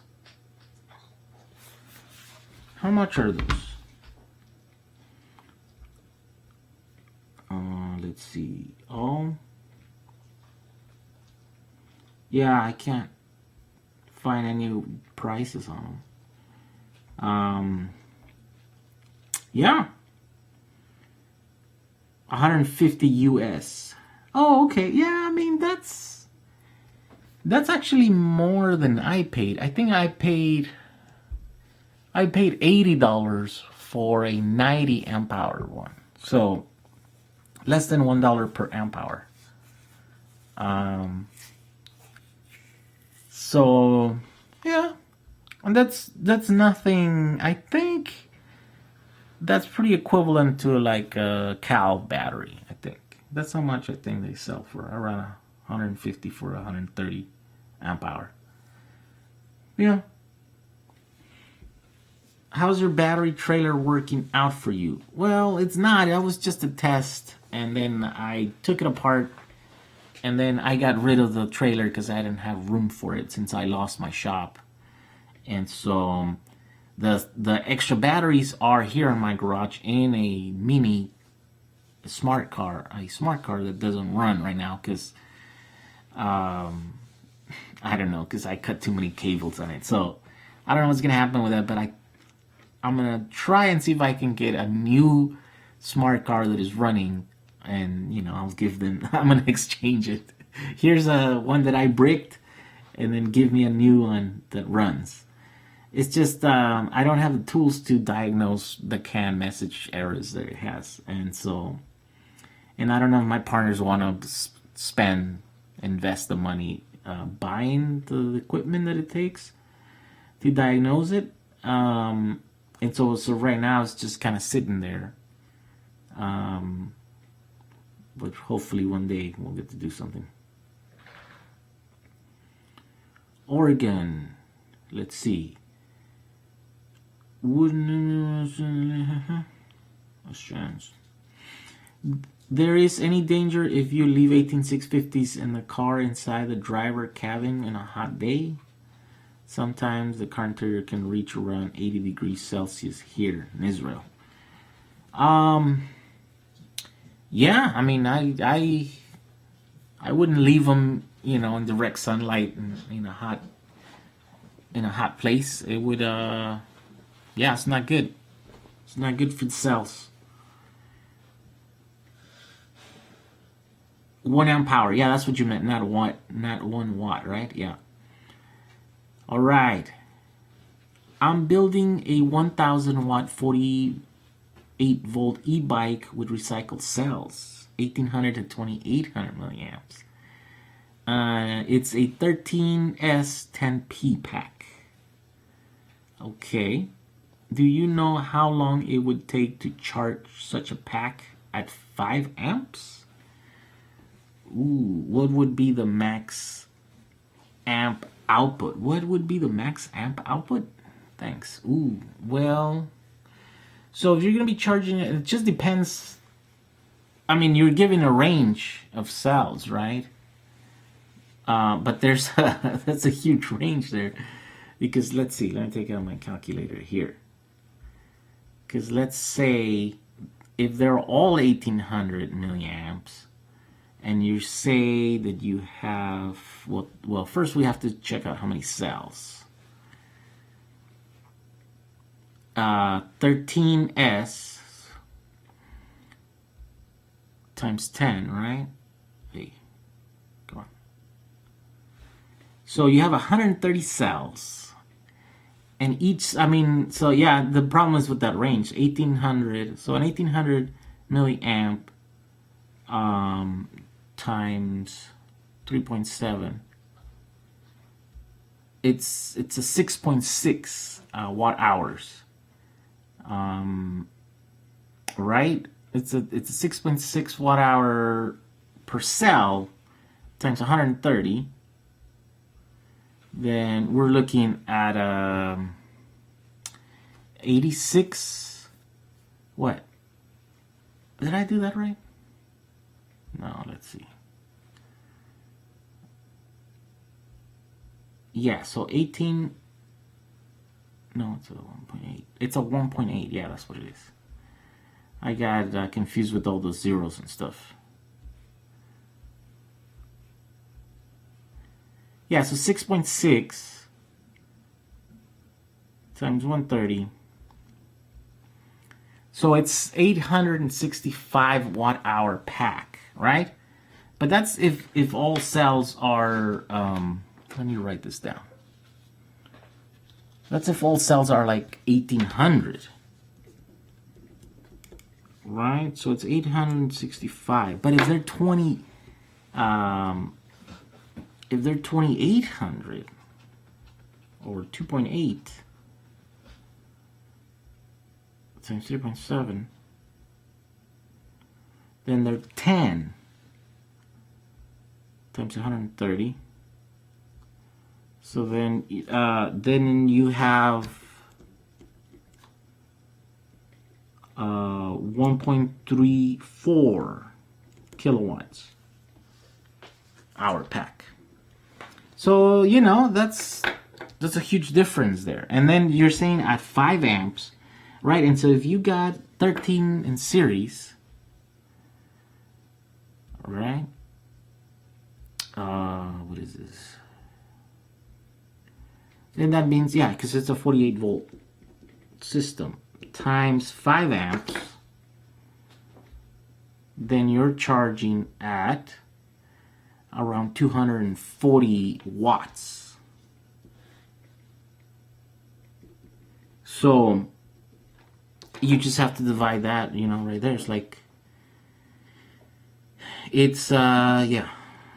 So you just divide like 865 watt hours divided by 240, right? So then it's 3.6 hours.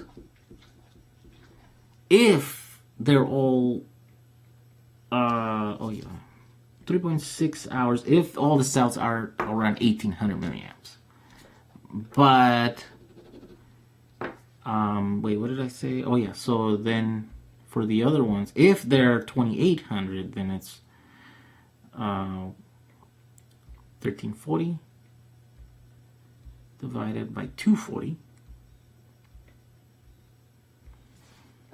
It's 5.5 hours.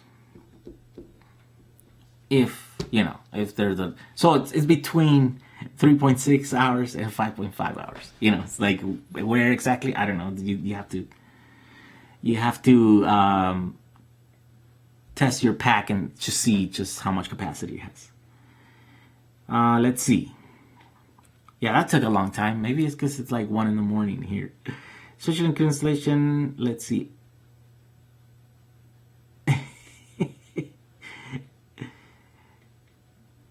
Let's see. Oh, you guys were commenting while I was doing all that math.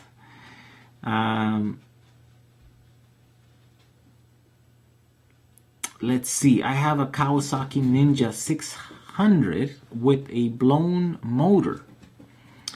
Can you recommend an electric motor to power it that would be easy to integrate into the frame? Oof, no. I don't know anything about that. But, I mean, you just have to look at what those other bike manufacturers are doing. So what's a 600? Ninja 600? What's the 600? Is that the size? Is that... what's the 600 stand for? Because then that would give you like an idea of what motor would be equivalent. You know what I mean? Like if you have, I know some of these motorcycles, they have huge engines, 100 horsepower or whatever. That would give you an idea of how big of a motor in kilowatts you would have to put on there to be able to get the same, something similar. You don't want a Ninja, that doesn't keep up with your other fellow Ninja 600 owners. You want to be able to put a little bit more, actually, so that you can be... So that converting to electric would be a good thing instead of a bad thing.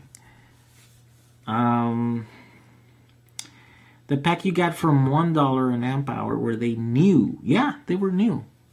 And then I got 80 cents. So the first 37 cells that I got were brand new. They were about $1 an amp hour. The second set of cells that I got were actually like slightly used. I don't know. They used them to test something. And I got those for 80 cents an amp hour. And I thought I got a really, really good deal, right? I got, what was it? 22 kilowatt hours, I think, for, was it $7,000, I think? Wait, $7,000? No, it was more than that. No, yeah. Yeah, it was like $7,000, I think, that I paid for 22 kilowatt hours. And I was like, yeah, you know, I got a good deal. I live off grid. I use 32 6-volt L16 batteries to give me 48 volt system with 1800 amp hours to run my home. Whoa. So you have 1800 amp hours at how many volts? I use 32 6, so 48. So that's a huge system. That's like an 85 kilowatt hour system that you have there. Woof. You basically have a Model S pack to power your home. How long would that last you, modern off-grid guy, a DIY guy? The reason I'm asking question about going new is in my state they have laws preventing recyclers selling old laptop batteries. So I'm looking at other options. Oh, I see. They have laws preventing recyclers. Really? That sucks. Hub motors are great. The Qs have motors?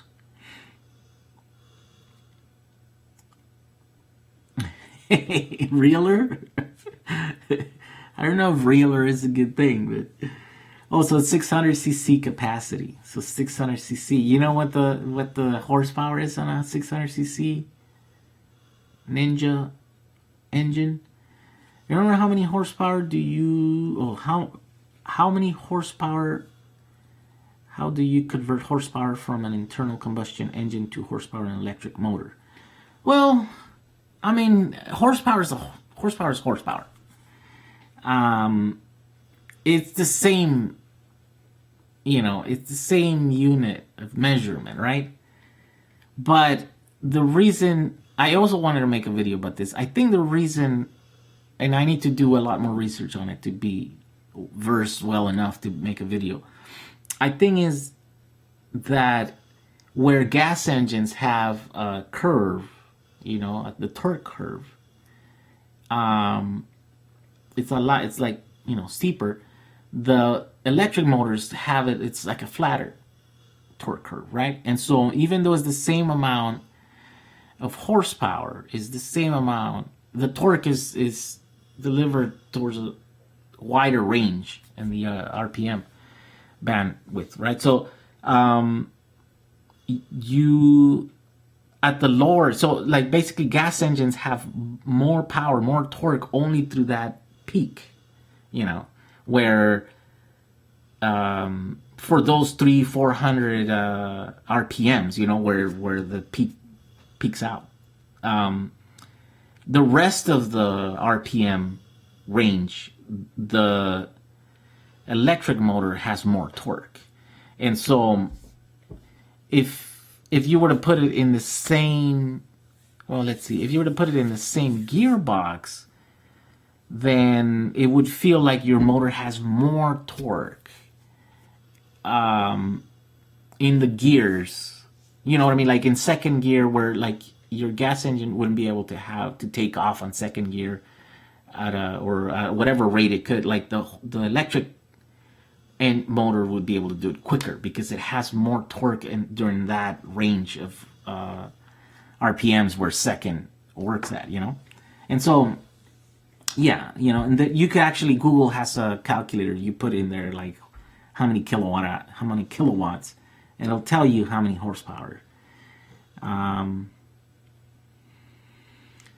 a Sirius Wound DC golf cart motors be run at higher voltages than what is listed on the motor? I probably would say yes.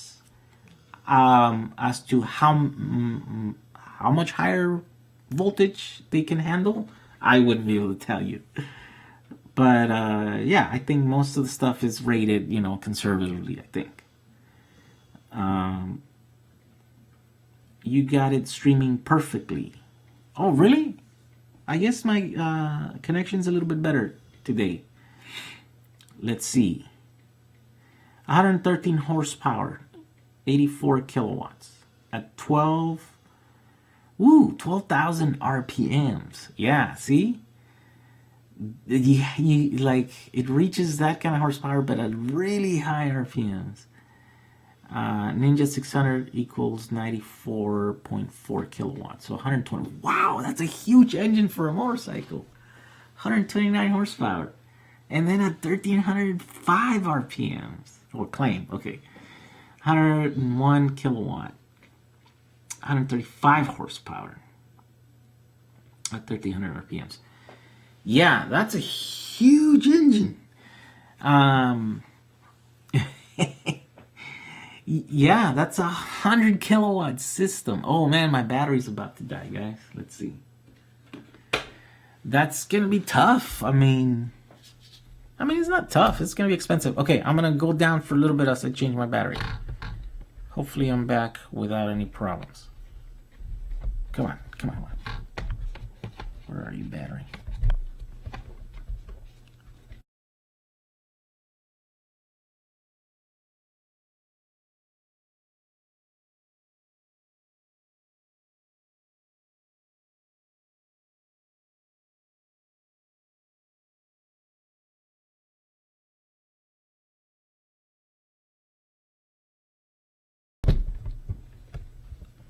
All right, hopefully I'm back. Am I back?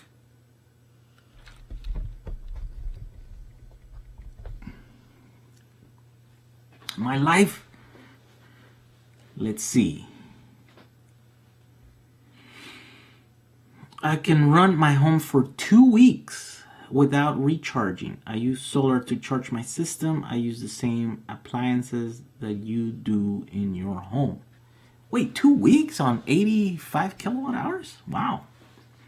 You have I don't think that was I think I average about 20 kilowatt hours per day.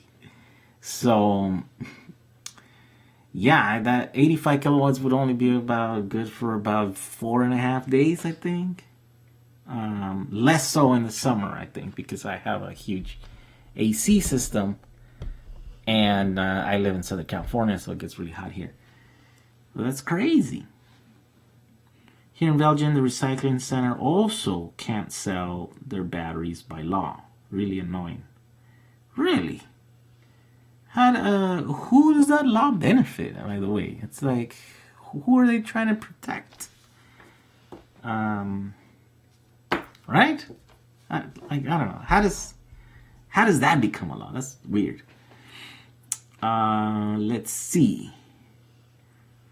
Same in Canada. Wow. So yeah, you guys can get yourself in batteries that are going to the recycler.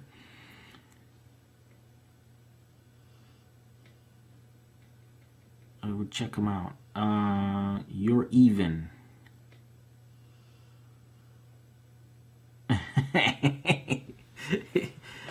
It goes like a bat out of hell. Huh? I'd say so. 130 horsepower for a. How much does that bike weight? I mean, I know it's a big motorcycle, right? But I mean that's aren't like Civics have like 120 horsepower or something like that? I mean, you're rolling around with the same horsepower as a almost 3,000 pound vehicle, you know what I mean? And I know motorcycles are not that. That's crazy. Here in Spain is the same. Anything that is left by the rubbish belongs to the company that has to process it. Obviously, they make money by doing this, So they don't want you nicking their profits. Oh, well, but here's the thing though, I think they don't really make that much.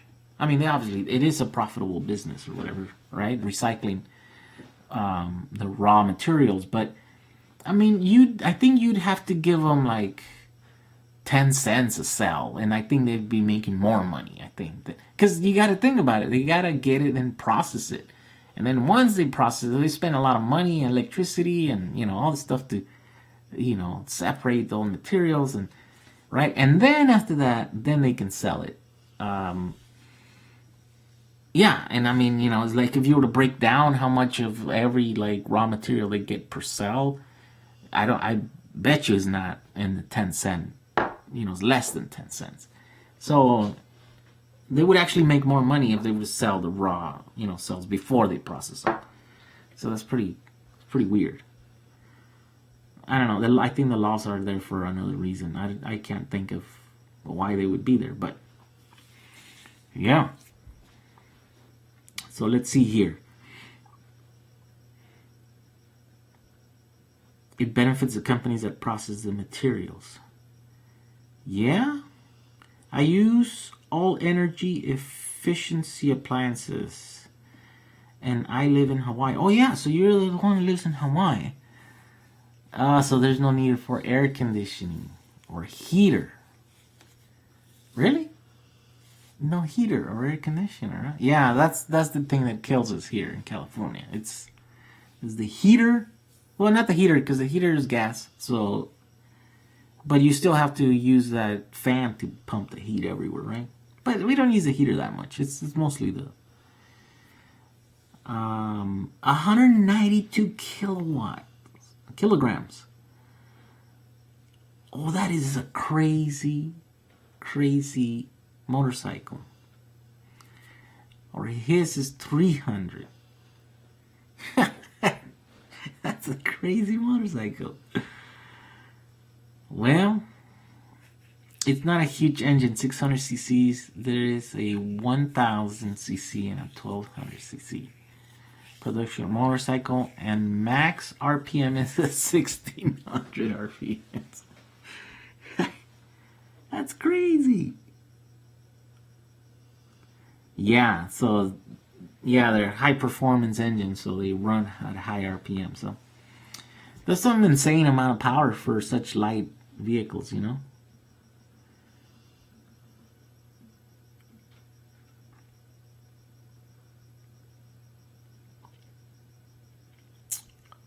So wait, so HV Power Wall says in Australia they get about 50 cents per laptop battery. Wow, okay, so I wonder who gets it. Like, the recycler gets that much off of the materials? My Honda CBR 600RR was stolen last year. Oh. How did you calculate how much power? Who's that for? I don't know. Like a lot of regulation, the government says it's about keeping us safe. Yes, it's about keeping us safe. I believe that. Speaking 18650s, what current limits per cell do you use for your EVs? The hobby I'm in, we use mostly 20 amp cells. Samsung 25Rs, LGs, HG2s, etc. Curious what these high amp cells are used for officially. Curious what these high amp cells. Well, I mean, the way I have them, right, and of course I have like a hybrid battery pack on my Samba, but I have 44 kilowatt hours, right? So let's see. Well, let's see. How many cells do I have? Let's see if I can work out. it's hard because you don't know how much. So there's different chemistries, and so they can push different power out, right? But look, my motor's capable of 600 amps, right? My system.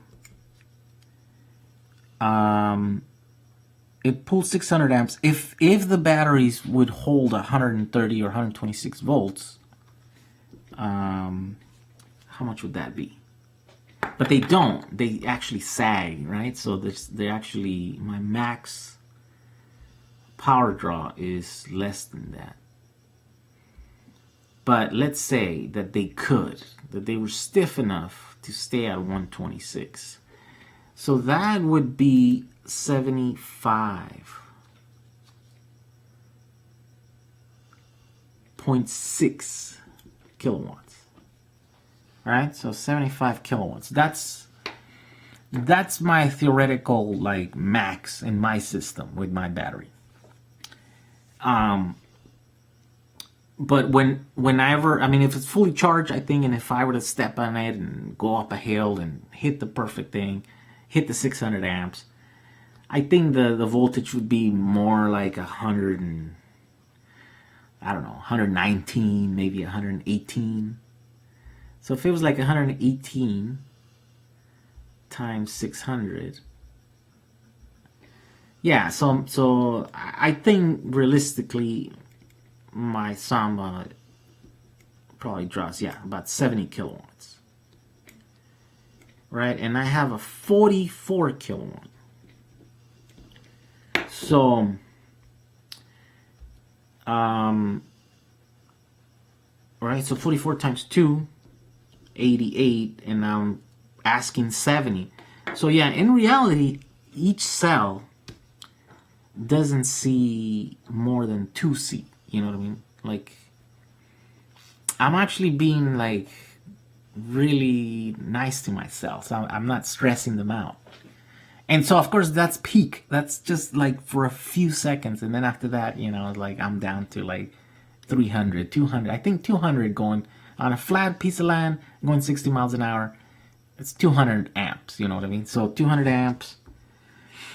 What is that? 200 amps at 100 and what's the nominal? So the nominal is 11. That's probably what I should look like. 111 times 200. Yeah. So my vehicle uses a nominal like 22.2 kilowatts. Right? So a 44 kilowatt hour pack. And I'm asking 22 kilowatts. What is that? That's exactly half a C, right? Yeah. So, I mean, that's how I'm using my cells. And I that's how I kind of recommend everyone use it. Like, just get the biggest battery that you can put. Like, cram your vehicle. Because the easier you go on your cells and the longer they're going to last. Of course, you know, not everyone wants to have a car forever, like me. Some of you guys want to do like ninjas, you know what I mean? Like some high performance vehicles that you don't want just loaded up with a bunch of cells. But yeah, it's just, I think, I mean, it'd be an interesting thing to do the calculations on, and I'm sure someone has already done it, on the Model S's, you know what I mean? Like, so they have an 85 or 90 now, 90 kilowatt hour pack. You know, how much are those motors asking, you know? Wasn't it like 400 kilowatts or something? I mean, so even at 400 kilowatts on a 90, you know, so yeah, that's 4 Cs, you know? So each cell, you know, it's seen, well, so if each cell is 3.4 amps times 4, what is that? Oh man, my laptop's battery is about to die too. About 13 amps. I don't know exactly what the numbers look like on the Model S, but I think it's like 400 kilowatts or something. Yeah, so each cell sees about 13 amps, if that is the case. Yeah, it's kind of interesting. They're asking a whole lot more than I am off of my cells. 365 pounds, but when my fast on it is slows it back down again. Let's see. Whoa. Whoa. There's a lot of comments here that I had seen. Yeah, the vape community uses a lot of the 25Rs, HE4s. Yep. And how much are you guys asking of them? You're asking like 20 amps or something, right? It's 3:30 here and I gotta go to bed. Yeah, me too. I'm getting there. It's 1:41 a.m. Jehu, make videos about LEDs. Maybe conversion of house and car lights to LEDs. Also, not the 4 LED bulbs for $100. Hand build with LEDs, chips, and boost buck circuits. I love your videos already, though. Yeah, actually, I'm already kind of starting that. Look at this light. Woo! Oh man, I don't want to kill my thing. This is 12 watts, by the way, and it pretty much lights up this room. A couple of these will have enough light. I actually plan to put a few of these and making some of these as video lights. Yeah, so I'm already kind of getting started there. Just from Austria. Does your DC motor power your Summit? No, it's an AC motor.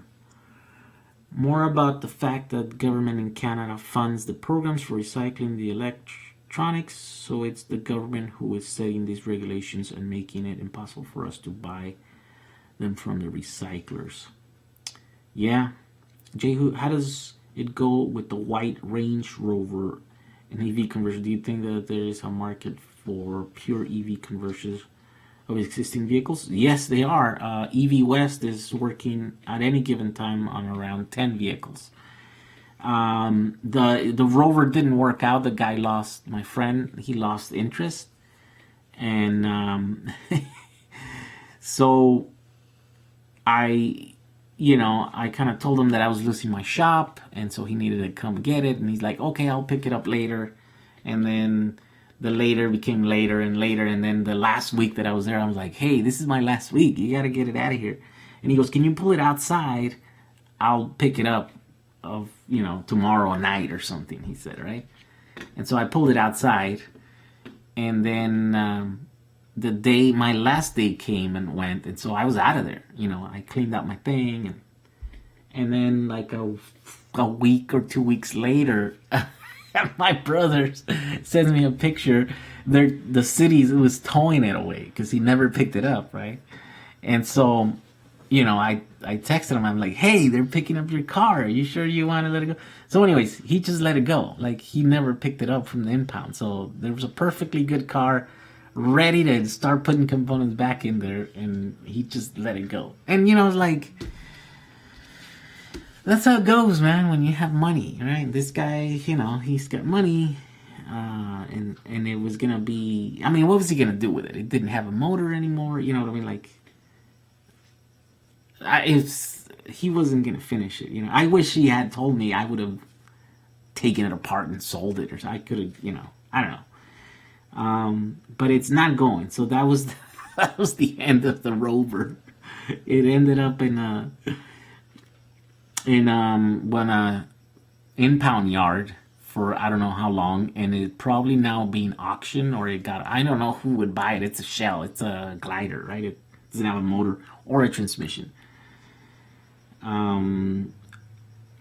Good work you're doing there. Really enjoy all the videos. All right. Do you know about Prius or Prius C batteries and their lifespan? No, I don't know anything about those. What kind of motor do you have on the bus? And do you think a forklift motor can work for a car? Yes, people do the forklift motors all the time. I don't have a DC motor. I have an AC motor. which just they work better for daily drivers kind of thing. That's interesting. We have companies reselling these, some cells, but rewrapped, claiming 40 plus amps per cell. Insane. 1 kilowatt RC motor can be really small. Why is 1 kilowatt bike hub motor so big? Yeah, that's a good question. I think, I don't know. Oh man, it move. I don't know if the 1 kilowatt is like, oh, maybe because it's the, well, no, I mean, you're talking about watts. I don't know. I'm not really familiar with those, so let's see. Oh man, there's a lot of questions here.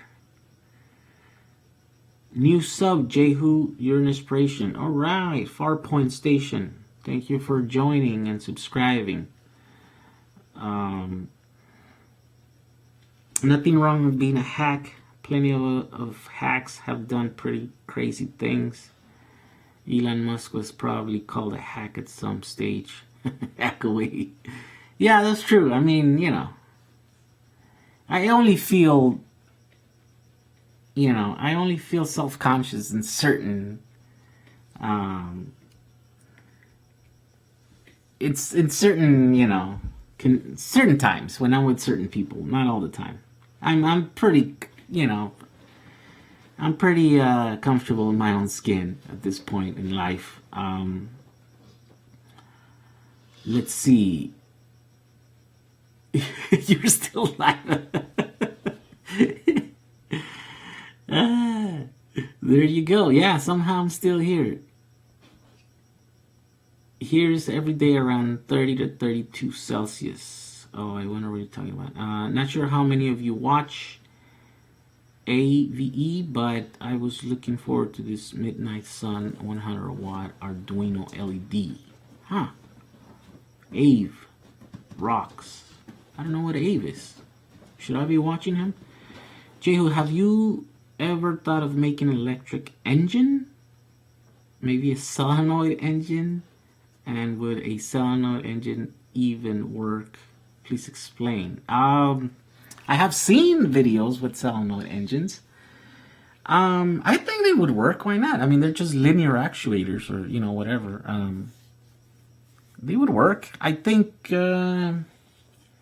I don't know how efficient they would be. That's the only thing. I don't know. I think a spinning mass with spinning magnetic fields is probably going to be more efficient, and I think that's probably why electric motors ended up being the way they are, in not reciprocating masses of linear actuating thing, assemblies or whatever. Yeah, I think there's a reason why electric motors are, just round, simple devices. Simple things that usually tend to work better than...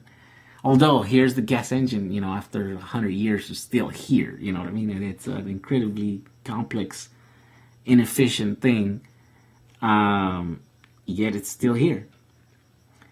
So it's breaking, I think, all kinds of rules. Let's see.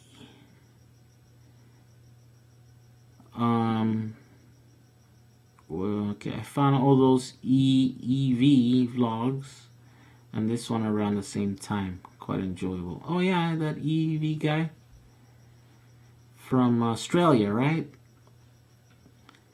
Prius has an air cooling. Thus 30 Celsius is not low enough to remove the extra heat from the battery. Alright, oh, someone else is off. Sub to Ave. I have to see. Is that his name? Is that his full name? On YouTube? Bruce hasn't moved the whole time. Yeah. Now he's joined by Wayne. See, Wayne is the one that was complaining that I wasn't going to sleep. You know, it's like crazy. They can sleep anywhere, right? But no, they're not happy. They're like, let's go to sleep over there, because they sleep over there in the room where I sleep. But these guys are crazy. Do shout outs. Yeah. All right, guys. I think I'm gonna go to sleep now. It's like 1:50 a.m. here in California, and I didn't get to make a video because I ran out of time and I ran out of sunlight. So tomorrow I'm gonna be playing around with this battery here. Check this out. And I don't know, these things, this is just a LiPo battery, right? There's nothing special about this other than the casing and this stupid connector. I mean, and it has this, you know, I don't know. It's smart. It's a smart battery. I don't know how smart or why is this smart, but it's $150 or something for this battery, and it only lasts about 28 minutes.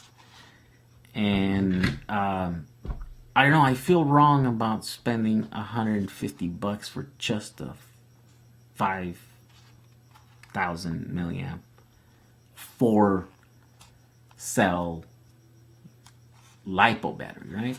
But I mean, it has to look like this. It has to be like this because it has to fit in there. You know what I mean? And I mean, it's got some pins in there. I don't know if they're just literally just the pins of the cells. Yeah. Am I gonna have to be the first one to open up the cell and just like see if it's actually smart, or it's just a dumb battery that has like most positive, most negative, and every, you know, balance lead in between there? I don't know. It'd be a shame to crack open a $150 battery, but I might have to do it.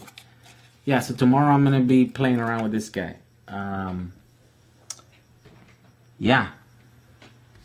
I don't know. Maybe someday in the future I'll actually try to stuff a bunch of 18650s into a package like this and then try to fly that thing with it.